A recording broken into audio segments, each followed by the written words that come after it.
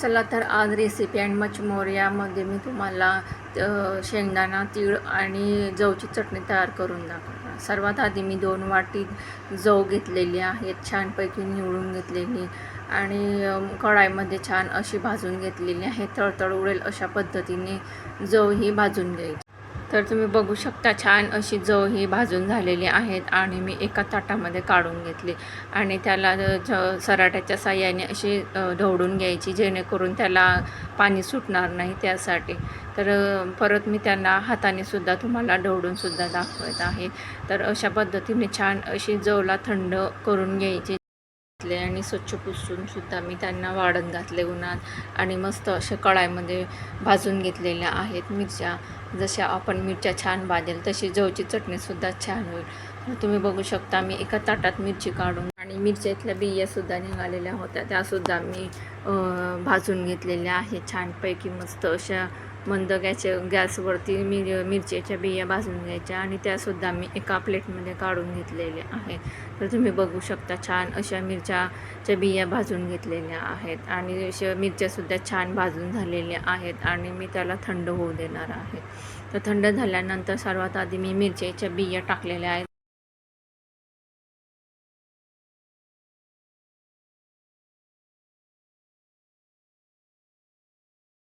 पैकी अशा पद्धतीने मिरचीचे लाल तिखट तयार करून घेतलं आणि त्याच भांड्यात मिक्सरच्या जव ही छान अशी थंड झालेली आहेत आणि पूर्ण जव मी मिक्सरला बारीक करून घेणार आहे.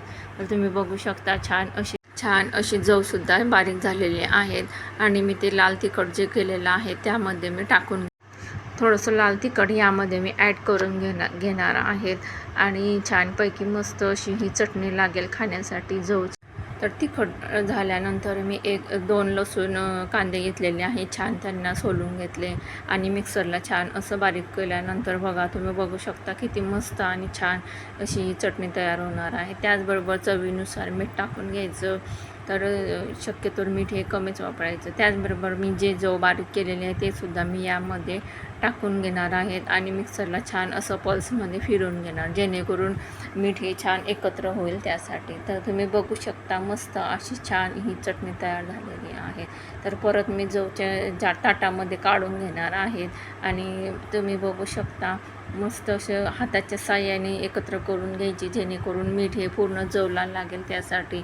आणि शक्यतो हाताने जेवढं छान एकत्र केली तर जवची चटणी ही तयार झालेली आहे.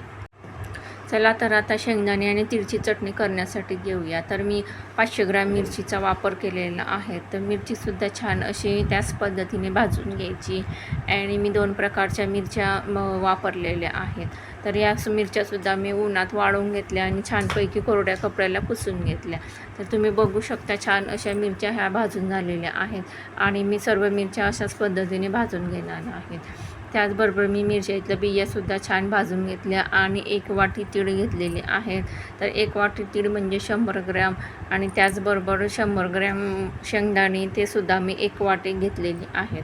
तर मी तुम्हाला वजनी आणि वाटीच्या मापाने सुद्धा सांगत आहे. तर मस्त असे खरपूस शेंगदाणे छान असे भाजून घ्यायचे, जेणेकरून शेंगदाण्याची चटणी, तीळची चटणी छान लागेल खाण्यासाठी. तर तुम्ही बघू शकता छान असे हे शेंगदाणे भाजून झालेले आहेत. तर यांनासुद्धा छान असे थंड होऊ देऊया. त्याचबरोबर मी पूर्ण तीळ भाजून घेणार आहे. तर तीळ ही छान अशी तळतळ उडेल अशा पद्धतीनेच भाजायची, जेणेकरून चटणी ही छान होईल. आणि मी गॅससुद्धा बंद केलेला आहे. तर चटणी हिचे तीळ हे भाजून झालेले आहेत आणि तीळसुद्धा छान अशी थंड करून घ्यायची.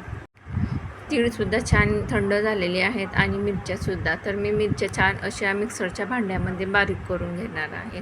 तर तुम्ही बघू शकता अशाच पद्धतीने मी पूर्ण मिरच्या बारीक करून घेतलेल्या आहेत आणि तर बिया छान अशा मी मिक्सरला लावून बारीक करून घेतलेल्या आहेत.